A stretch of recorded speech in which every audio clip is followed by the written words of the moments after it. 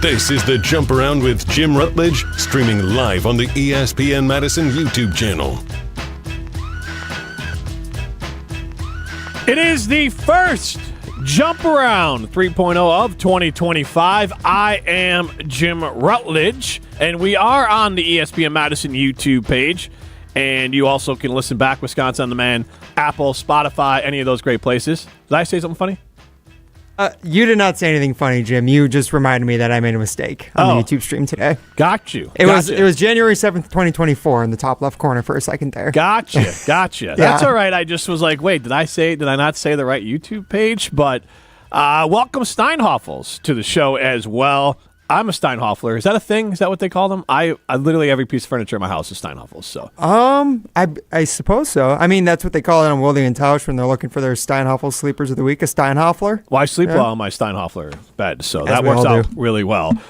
We got a lot to get into today, and some of it we're going to kind of start with a little bit of catch up, but we are going to talk with Ben Brust. Badger basketball had a big win last night over Rutgers, although I do believe they're missing one of their better players in Ron Harper's son. I forget his first name. But Dylan Harper, who is a legit top 3 NFL or NBA draft prospect. So that does make a difference.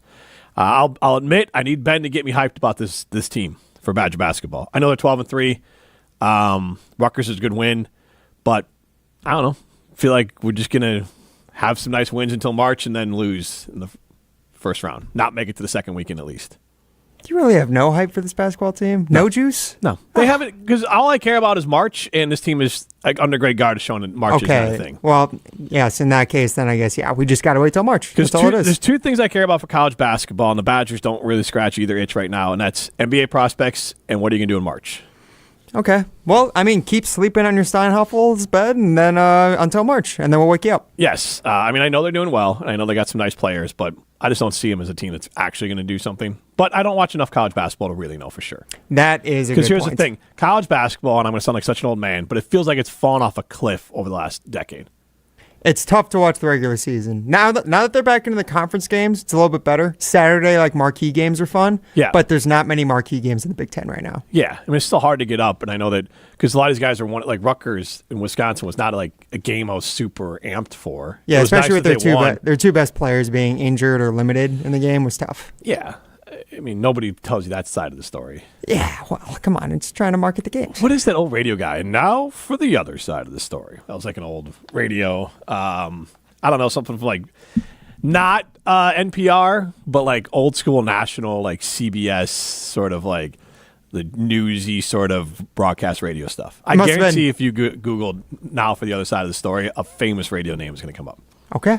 Anyways, the other side of the story for Badger basketball, they have been adding some interesting players through the transfer portal, and most importantly, they're adding through positions of need.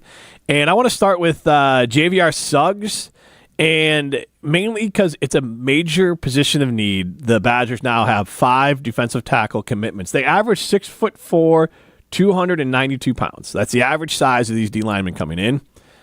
He, over 35 games, 10.5 sacks. So last year, 2.5 sacks. He's a rotational defensive lineman. The Badgers, I believe, now have 10 or 11 defensive linemen, something like that. And they're going to rotate these guys through, and they want to keep them fresh. And I think that's important, Ryan, because, yes, maybe the talent wasn't fully there last year on the defensive line, but I also think they were worn out. And I think having more bodies will definitely help. Yeah, and having the right size bodies, like you said. What you said it was 6'1", 294 pounds? No, 6'4", 292 is the average. 6'4", 292 is the average of the guys they brought in. Yes. Yeah. That's the bodies they need. That's the bodies they didn't have last year, to be honest. Not the depth, at least. And that's the bodies for this. We haven't really heard Coach Tressel talk about changing up the defense, but I think there's going to be, I don't even know if they're going to announce a change. I just think you're going to see the way they're recruiting and the way some of the personnel groups, you might see a little bit more thicker fronts. Yeah. And a little less of those 5 cornerback. I mean, obviously, you're still going to have to do 5 defensive backs, but I think at times you might just try to see better run fits if nothing else. They're trying to get better bodies and probably schematically hold up in the Big Ten and hold up against the run. Yeah, against those Nebraskas, against the Iowas, against Minnesota, the stuff that they didn't do last year. Yeah, they were trying to keep up with the Ducks and the Nittany Lions and Ohio State, and they forgot to keep up with the Cornhuskers. And this recruiting does help. with that. Then you have they added a Jacksonville State cornerback, Jameer Latimer, and Miami quarterback, Deone Hill. And again, those are positions and needs. None of these players, whether it's Hill or Latimer or Suggs, I've been burned on this. I'm not going to say these guys are going to come in and just be great, but they needed bodies in here, and I think that they needed, again, more Big Ten type bodies. And I don't hate the idea mixing in, obviously, Jacksonville State with Latimer. That's kind of a bump up, but I don't hate that way to recruit. I think there is a Moneyball aspect of if you have the right scouts and you can identify the right talent, this could be the new walk-on for Badger football. And finding those players that can take that next step. They did lose some players, mainly because I can't say his name, but I know you're a fan of him. The linebacker went to Michigan State. Anelu Lafaele. Yes. That's not great to lose it within conference, the Michigan State.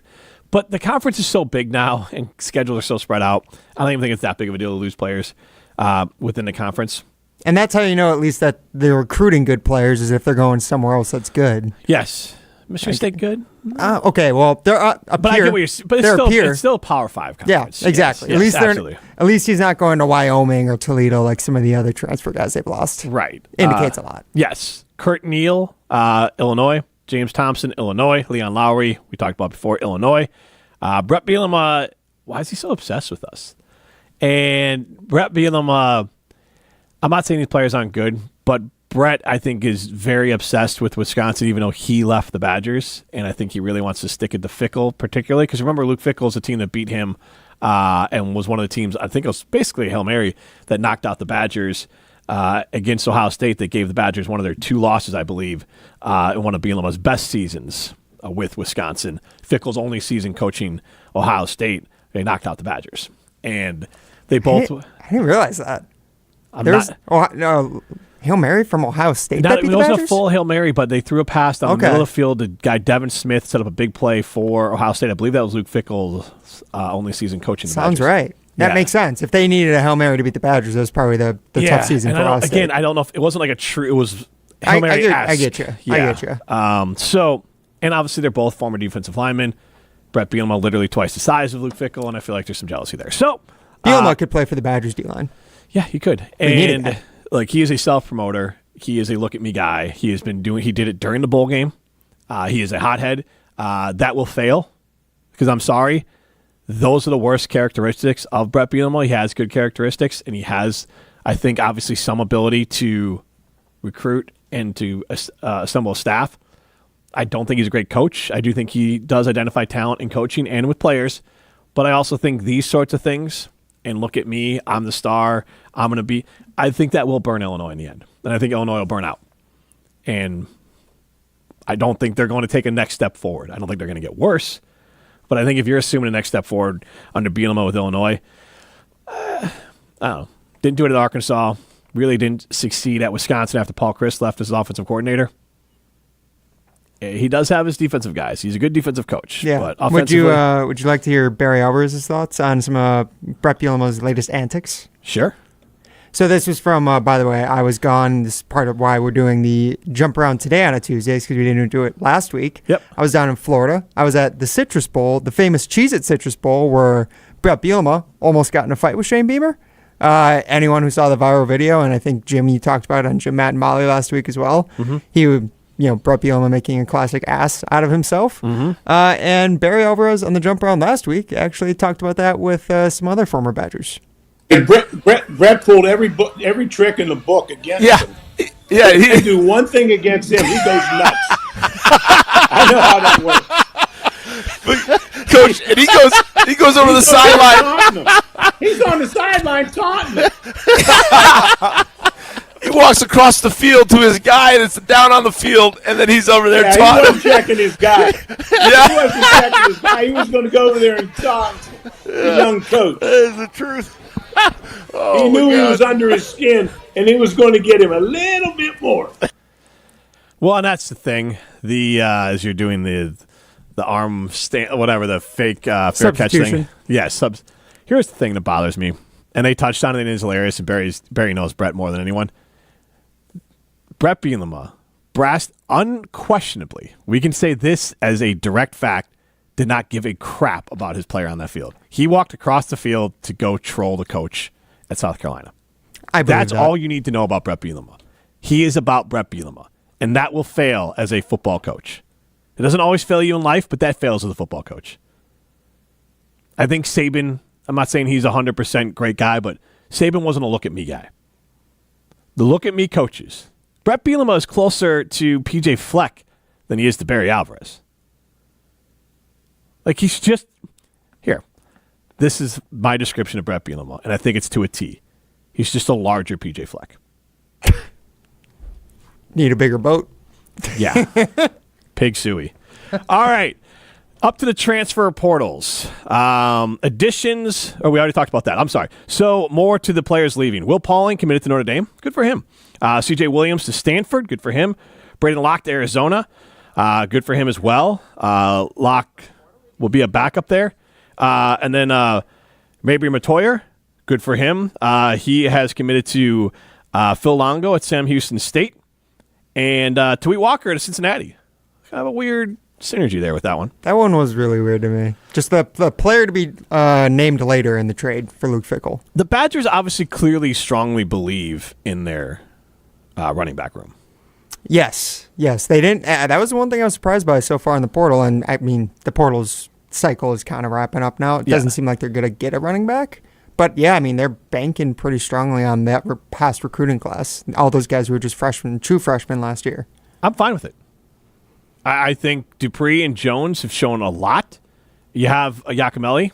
Yep, still on the roster. Yep, and I don't think the rest of the running backs are anything to sneeze at. I think they got a little bit something there. Maybe they had one more. I'm curious, especially with Jeff Grimes' offense too, like Jackson Aker, a guy like that who fits more of the fullback model. Like, does he just become a full-time fullback? And is that something the Badgers actually start to use again?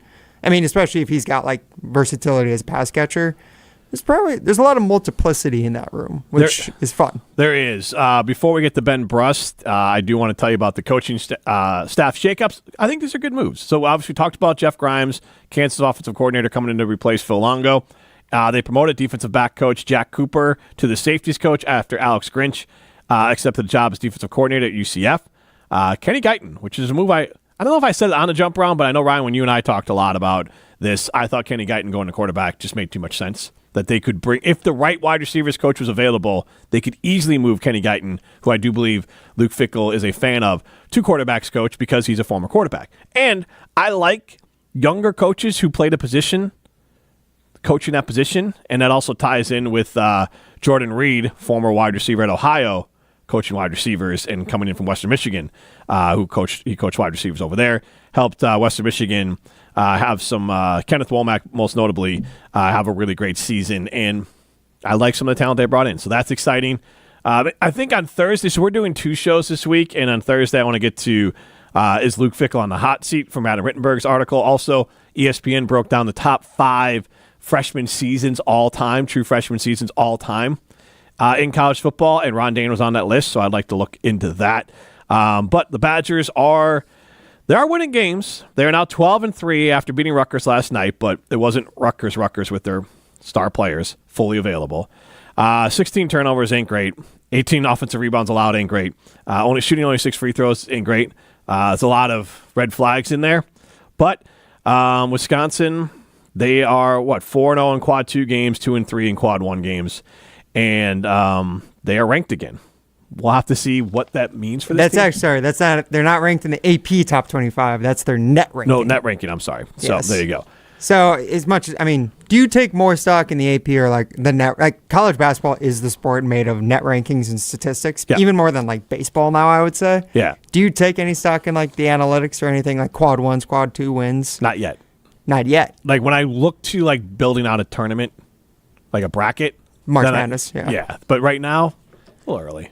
Well, I mean, at least we know, it's pretty known commodity that Marquette's a really good team. Yes. And that was the one big test that they had, and they got blown off Pfizer Forum court a little bit. Well, and like I said, I thought the Badgers would be somewhere like the 35th to 40th best team in college basketball this year, and I feel like that's where they're going to end up. That's pretty good. I mean, Not bad. Yeah, that'd be an 8 or 9 seed in the tournament, I suppose. And I mean, it is the tournament. I mean, you just want to make some noise. I mean, shoot, many Badgers fans would be happy coming in as the underdog for once and to try to make some noise rather than be the team who gets upset on the first round. There's just here's the problem with Wisconsin is that they're not excited. I'm not out talking to people and people are like, oh, Badger basketball. Like, you like the wins, but there's no juice for. Again, I'm like most fans.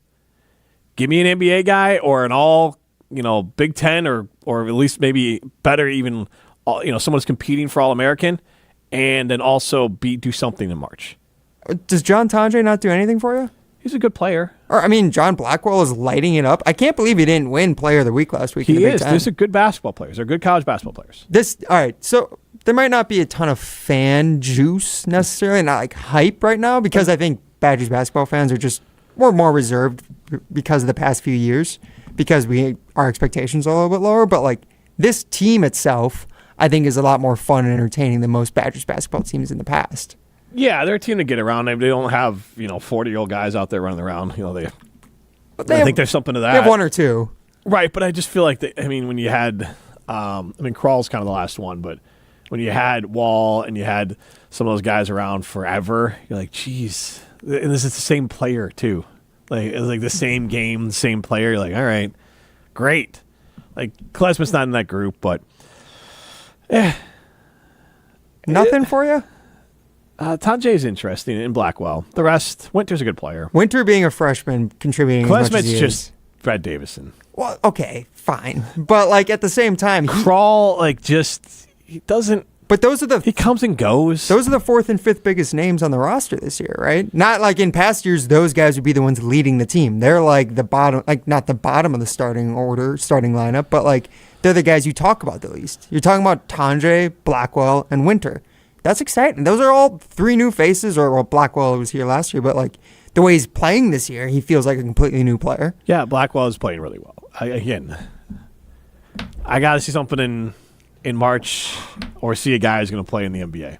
Okay. Well, maybe. Who knows? Maybe Steven Kral's got an NBA future. Sweet bounce passes and backboard layups only get me so excited. Come on.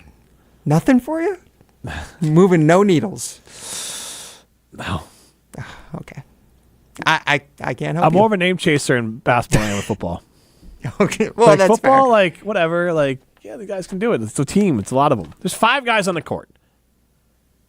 Can I see someone do something spectacular?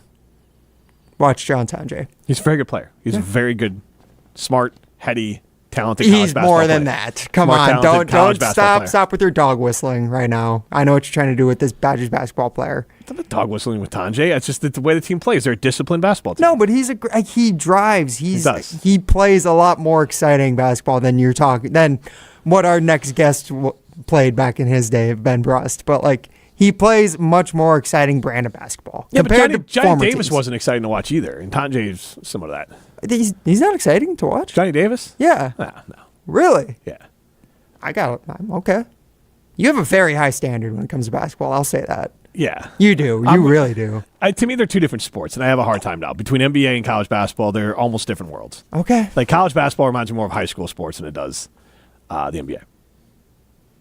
You make a case that I'm overall not saying the college talent level. close. I'm just saying that the actual games. That's fair. I think outside of the top 10 of college basketball, this sometimes can look like the NBA. Sometimes, but otherwise, yeah, that's a fair take. Yeah, Baylor's got a guy on their team. His name's going to escape me, but he was great on the Team USA select team and played really well. But he's middling for Baylor, but he's going to be a top 10 pick. Yeah, and that's the difference of guys who are prospects versus players. Yeah, but prospects are the ones that are actually. I want to see a guy. I want to see another Frank Kaminsky or Sam Decker. Can I just see another lottery pick? Can I offer you another Ben Brust? I like Ben Brust. Ben Brust was fun to watch because he played with those other players too. Here's the thing. Again, I will go back to this. Blackwell, Klesmit, Tonje. Probably just Tonje and Blackwell. Crack the rotation for Badgers with on Brust team. I'm not saying they replace anyone. I'm just saying would they have the?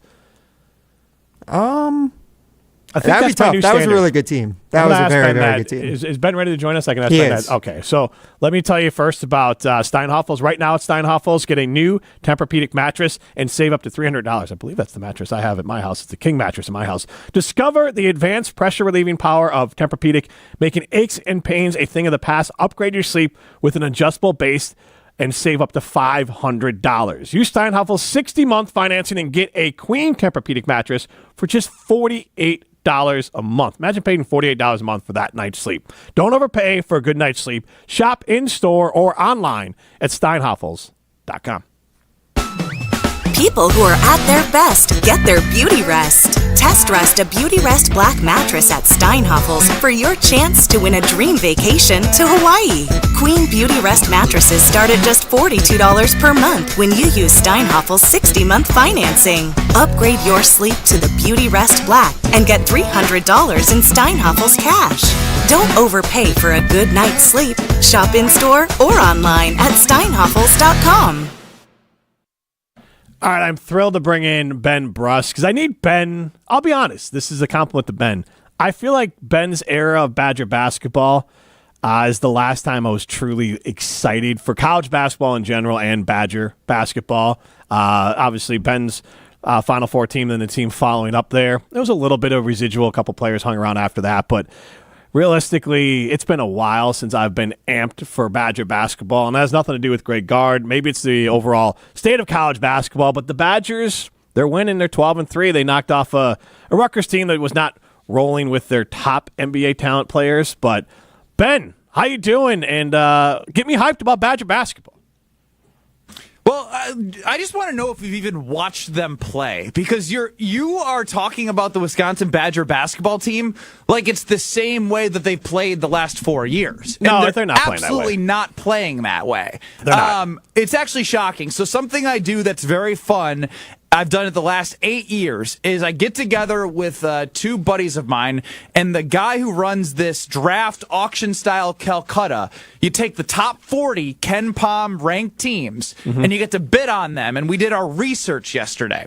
And it was so intriguing to see the metrics of the Wisconsin Badgers in comparison to what I've looked at the last 7 years in this nerdy, dorky spreadsheet. Yeah. And it's not just going to be about what I talk about from a statistic standpoint. It translates to what you're watching on the basketball court. Somehow, some way, the Wisconsin Badgers are the 12th best offensive efficient team in the country, according to Ken Palm. The cool part about that is there has been times when the Badgers have been an efficient offensive basketball team, but you look at that tempo number and you're like, whoa, they play slow. Every year I look at this spreadsheet for the Wisconsin Badgers, they're anywhere from 230 to 260. They're in the bottom 30 of tempo, or excuse me, 330 to 360. They're that far back in tempo. This year, they're like playing at a tempo where I had to like refresh my screen. I'm looking Wisconsin. I go through their offensive rating. I'm like, okay, 12. Yeah, they play good offense. The thing that does scare me though, Jim, is seeing 80 on defensive rating. That's 36th out of the top 40 Ken Palm teams in defense. But when you look at pace and I see 168, that is half of what the tempo has been for the Wisconsin Badgers. So if you want to be excited, you have to embrace the fact that Greg Gard brought in Kirk Penny, brought in a bunch of guys to go all in on making this offense more dynamic. Do I get a little scared that they can't get a stop and can't guard a soul? Does it frustrate me as a former Badger sometimes watching them play defense? Yes, but I'm not the coach, and they're doing something different, and they're playing faster. Forget Tanji. Blackwell is the guy. Blackwell is the dude. Blackwell is a dude, and he will continue to prove that throughout the grueling Big Ten season, because as they've won their last two games, Blackwell has been the guy that has been going and will continue to go. Tanji, great story, right? The transfer, great start to the season. He's not a bad player, but the guy is John Blackwell on this team. He can score mid-range, tough threes, get to the rim. He's aggressive. He'll get offensive rebounds. He'll get to the foul line. They have a different style that if you're looking to be excited, you just have to open your eyes and accept that they're doing something different, and the metrics and the product on the court will tell you that it's doing something different. Yes, and I fully admit this isn't a guard problem. Part of this is with college basketball. Part of it's just kind of the Badgers have let me down so much. For me, as more of a casual college basketball fan, it's NBA guys, it's success in March. Those are the two things that get me most excited. And honestly, now with some of the stuff with the transfer portal, like, I'm done watching Max Klesmit and Steven Krall play basketball. Like, Nolan Winter, Blackwell, Tanjay, even McGee to an extent, they get me excited. So I'm not saying they're not a good team, but it's just more, and they are playing more exciting basketball, but just in general, I'm just struggling. Maybe it's more of a nihilistic look for me that I don't have that. They've had Johnny Davis. They've had some great players, or they were more successful in March. So now it's like, great. And when you saying you didn't enjoy watching Johnny Davis play is crazy. He went on the road at Michigan State, Purdue, all these tough environments where the Badgers only won 4 Indiana. times in the last 60 years at Mackey Arena, and he put up 37 or 30, whatever, double-double against Jaden Ivey, an NBA pro, who just got hurt. And Davis but my is an point NBA guy. being is, now what happened to his shot and everything, that's not what we're here to discuss. We're here to discuss He's an the NBA Badgers. guy, though. He was that guy. I can't help you with the NBA thing, but what I can have a conversation about is the same frustration that I have that when I'm on the air on Kyle, Brust, and Ortman or talking to Badger basketball fans. I understand the March thing. There's no getting around it. Since 2017, they haven't made it to the second weekend. We can talk. I see all the statistics. They put out Greg Gard's winning percentage in the Big Ten and how great it is in comparison to legendary coaches over his tenure. He's got a great winning percentage in the Big Ten. I get all that. He won 2 Big Ten championships, 2020, and then with Johnny Davis. They won 8 games to get a share in 2020, and obviously what Johnny Davis did was spectacular. Chucky Hepburn, thank you for the bank shot. Those are great things, but ultimately, I understand it. Fans do not care enough for it to propel the Badgers into, they're having a wonderful Greg Gard era. Fair or unfair, it's the same way we judge Green Bay Packers. Yep. It's to fans, it's how far do we go in the playoffs, right? Matt LaFleur has a wonderful regular season record. Who cares if he hasn't been to a Super Bowl, right? Yep. Like, it's great. You want a good coach, but is he the guy that you trust in those late game situations and whatnot? It's the same way that you can look at the Badgers from a postseason performance standpoint. I think that Greg Gard's done a very good job. He's a very good coach. But if you can't win in March, guess what? The diehard Badger fans probably like, you know what? Gard's doing a good job. The ones that tune in like yourself in March are like, here we go again. Mm-hmm. And so I do agree that it's going to be interesting to see if the way that they're playing will translate to greater success in March, because that is the one thing that Greg Gard needs to prove to the Badger fan base, casual and diehard, that he can get it done. And he had it at his fingertips. You were in Milwaukee, Iowa State, right? Like, Johnny Davis didn't play well. Game, Brad Davison, you have to win that game. You can't lose to James Madison, no matter what the situation. If Stores quit, you have to find a way to the second weekend. What I do like is there's a buy-in from this team, right? The guys that are all playing. There's a buy-in. Tanji's on his last year. Blackwell loves being a Badger. He's getting opportunities to continue to grow as a Badger. Winter's got a bright future and playing well as a current Badger. McGee comes in and brings energy. I'm kind of with you with Klesmit. I don't love the hero ball late. It's like, what are we doing here? Why are you trying to be Brad Davison? That drives me a little crazy. But ultimately, you have buy-in and you have belief. The questions that I have right now for this team is when you look at, because we're going to get into some nerdy stuff, and you're going to start seeing it all over the broadcast as it has in the tournament time and these Big Ten games. What are their quad one victories, right? Right now they're 2-3 in quad one. And it was Pittsburgh and Arizona. Arizona, pretty flawed. I think their quad one record is atrocious, and Pittsburgh's an okay team. But since then, they had then lost to Michigan and Illinois to start the Big Ten play. And those are 2 teams that are top 20 in KenPom. Now, you beat Rutgers, you beat Iowa. Good, you're supposed to do that. I really want to see this team start beating some of these high-quality teams, because I think they're a good team, but I don't know if they're a great team. They're a good team. Don't know if they're a great team. Because guess what? Against Michigan and Illinois, that 80 in Ken Pom rankings of defense showed up against those high-quality opponents. So I give credit to Guard and the staff for changing, playing faster. I was at the Arizona game for the Final Four reunion weekend, and I'm sitting next to Josh Gosser, and we couldn't believe the buckets that Arizona were getting. We're like, wait, he just got the ball on the right wing and just drove and made a layup? We're like, make him change directions, wall up. Like, where's the defense? And, like, I remember in the last 4 minutes, like, they're up 12. Are they going to work the ball around? Nope. They were in double bonus. They attacked. Now, playing up and attacking is one thing. Getting stops in key situations, that's going to be the thing that I'm looking for me to know if this team's going to progress as a real threat to be a tournament team. And I'm with you. Greg Gard has done a great job, not only coaching his team, but finding players that fit the team. I'm 100% with you on that. And it's honestly more the emotional buy-in that, like, it's just been so long, as you touched on before. And Badger fans don't need a Sweet 16. They don't need an Elite 8, a Sweet 16, and everyone's going to be happy and really honestly love this team and be fully back in. But I think there's kind of an emotional standoff point. But I think a lot of Badger fans, the Packers season, whenever it ends, then you just jump into Badger basketball too. I think there's a little bit of that.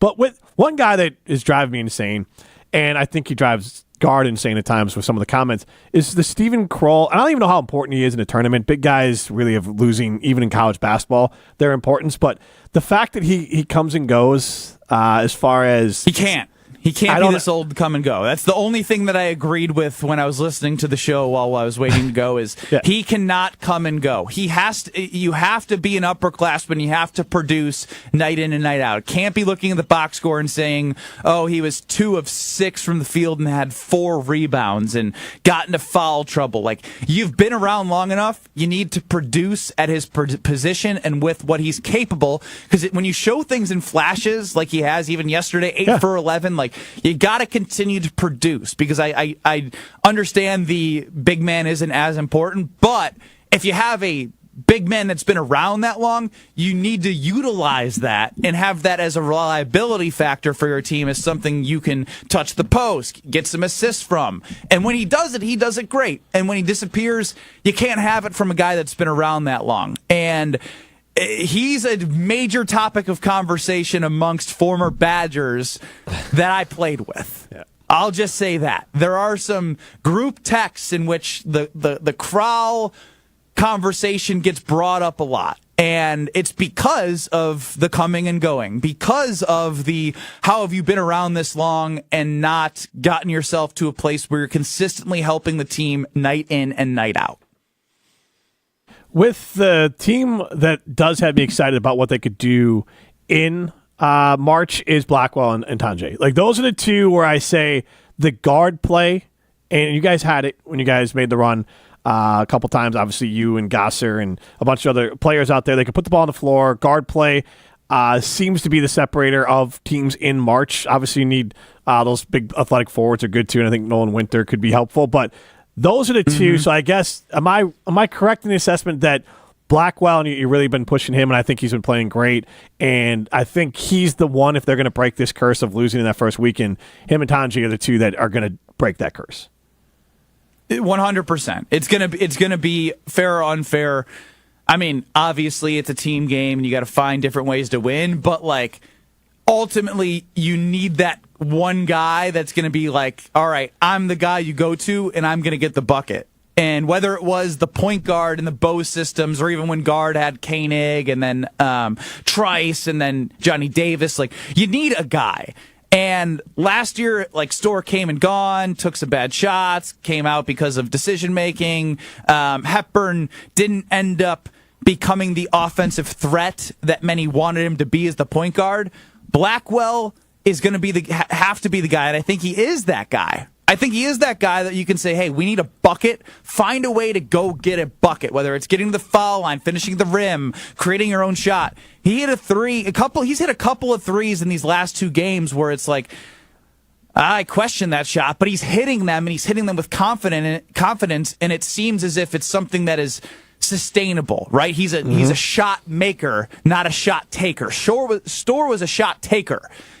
Blackwell is a shot maker, and that to me is a huge key sign as to how you can have that offensive tournament success.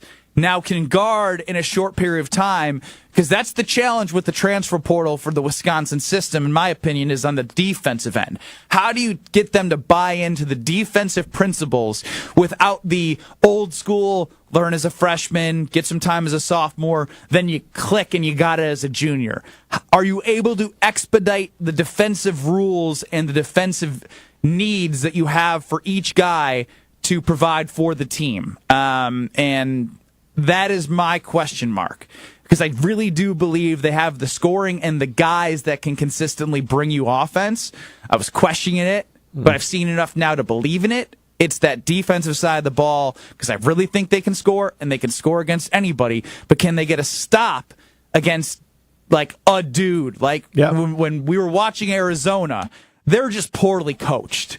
They're very poorly coached. But they had 4 John Blackwells. Yeah. And you're going to run into better coached teams with 4. When I say Blackwells, I just mean guys, like dudes who can play. Yep. Are you able to get a stop against 3 or 4 guys in the tournament who, doesn't matter who has it, one of them can go make a play and score?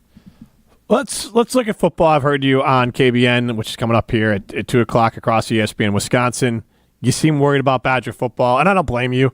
I do think I've tempered my expectations for the team. I do like some of the margin sort of moves. I mean, I don't know if a new offensive coordinator is margins, but Jeff Grimes and the offense he's going to run looks more like an offense that would be successful at Wisconsin. They're trying to find that, and I know Brad Nortman's talked about it, but I think these players coming up a level or coming to the Power 5 is the new maybe walk-on for them, that you might not be able to chase some of these big names. Because honestly, I feel like their biggest failures is when they try to chase someone from a big-time school and like, oh, well, he'll succeed here because now he gets snaps. I honestly would rather let's bring in some players who have something to prove. And to that point, like their D-line, the recruits they brought in, the average height and weight of them is 6'4", 292, which makes me think defensively they're remembering. And this is my overall theory, Ben, with Badger football, is that when they recruited and coached, they were trying to keep up with the Nittany Lions and the Ducks and Ohio State, and they forgot they have to beat Iowa and Nebraska and Minnesota,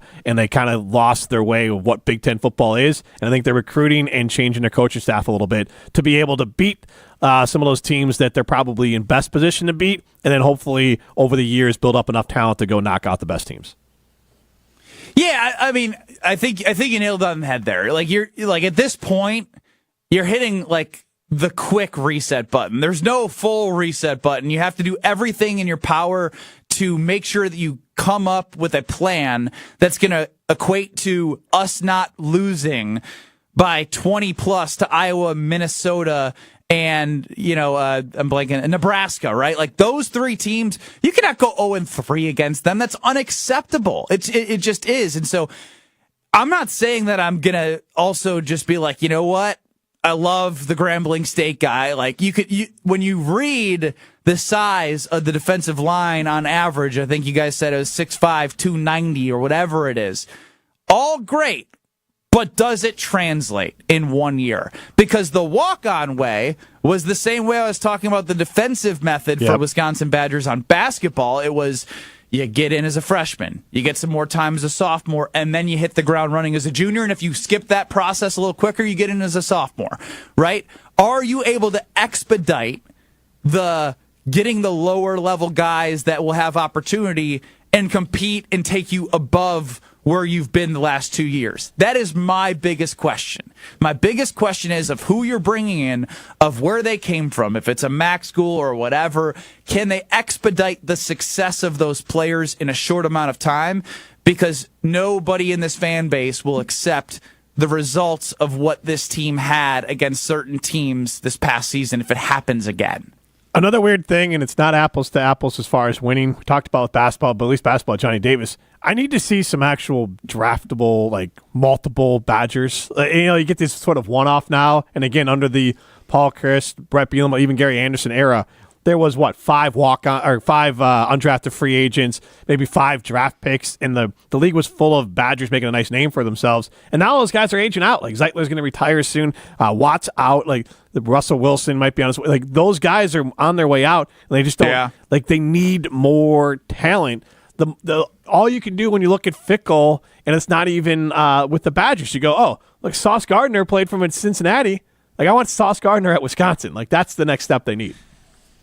Yeah, I had the same realization too, Jim, as I saw Van Ginkel having a season, right? Like all these different guys, and I'm like, I'm watching Sunday Night Football, and both teams had, when they do the intro with the Andrew Van Ginkel, Wisconsin, Kevin Zeitler, Wisconsin. I'm thinking to myself, in the next 5 years, am I going to be watching Sunday Night Football? Is there anybody going to say their name and say Wisconsin next to it? And I have very little faith that we're going to see that at all. Yeah. And that is the scary thing about the direction of the program. Not that they need to get 4 or 5-star guys to do that, because that's not what the Badgers did in the past, and they were able to get guys on the NFL, in the NFL, and produce in the NFL to a starter and high caliber level. Zach Bond. I mean, you name it. I know it's different, but you got to find a way to create a team in which there's an identity of it's never going to be like it was. I'm never going to be at Camp Randall and be like, all right, they're running the 3-4. Sure, they gave up 20, 30 yards. Now it's at our side of the 35, our side of the 40, and it's 3rd and 6. I used to love it. I'd be like, oh, here we come. Here we come. It's going to get sacked and punt it to us, and the under's going to hit. Now it's just wait for the disaster. Yes. And so whatever that version of Wisconsin is moving forward, they got to find that version. They got to find the system that proves that if you come here, you will have success in a team, and it will translate to what the NFL is looking for.